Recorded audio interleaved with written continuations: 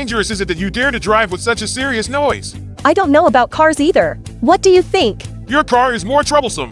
You have to change the steering gear and lower swing arm first, then do a four-wheel alignment. It's best to change the front shock absorber too.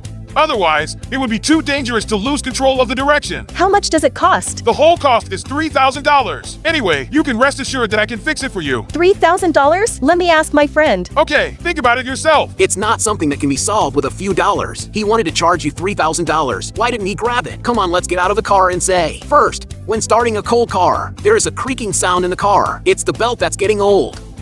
A few dollars to replace it with a new belt. Problem can be solved. Second, when the car passes the speed bump, there is a creaking sound. Generally, it is caused by the lack of lubrication of the balance rubber sleeve. No need to replace. Take it apart and put some butter in it. Problem can be solved. Fortunately, you are here. Otherwise, I will be tricked by them again.